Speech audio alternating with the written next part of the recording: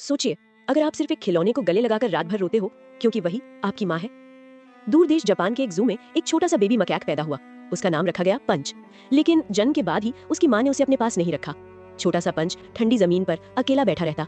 रात होती तो सब मंकीज अपनी माँ के साथ सो जाते, पर पंच वो एक कोने में बैठकर आसमान की तरफ देखता, जैसे पूछ रहा हो, माँ आप कहाँ हो। एक दिन जू के केयरटेकर ने उसे एक नरम सा ओरंगुटैन प्लश टॉय दिया। पंच ने उसे धीरे से हाथ लगाया, फिर अचानक उसे अपने सीने से लगा लिया। उस पल जैसे उसे अपनी माँ की खुशबू मिल गई हो। उसने उसका नाम रखा ओरा मामा टॉय। अब जब भी पंच को डर लगता वो ओरा मामा को जोर से पकड़ लेता। प्लीज मुझे छोड़कर मत जाना, उसकी छोटी सी आवाज हवा में खो जाती। कुछ दिन बाद पंच की तस्वीर इंटरनेट पर वायरल हो गई। एक छोटा सा बंदर एक खिलौने को माँ की तरह पकड़े हुए। लोग रो पड़े। दुनिया ने कहा ये सिर्फ एक बंदर नहीं, ये एक फाइटर है। लेकिन कहानी यहीं खत्म नहीं होती।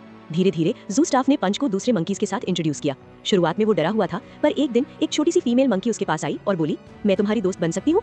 पंच ने पहले ओरा मामा को देखा, फिर धीरे से मुस्कुरा दिया। उस दिन उसने पहली बार बिना डरे किसी के साथ खेला। अब पंच पहले जैसा अकेला नहीं था।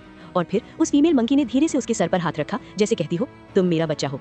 पंच की आंखों में आंसू थे, पर वो खुशी के आंसू थे।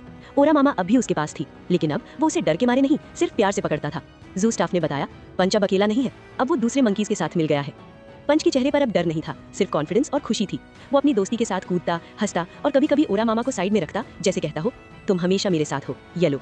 एक शाम सूरज ढल रहा था। गोल्डन लाइट पंच के चेहरे पर पड़ रही थी। वो अपने दोस्तों के साथ बैठा था खुशी से, और आसमान की तरफ देखकर धीरे से कहा, माँ मैं अब ठीक हूँ। रेड।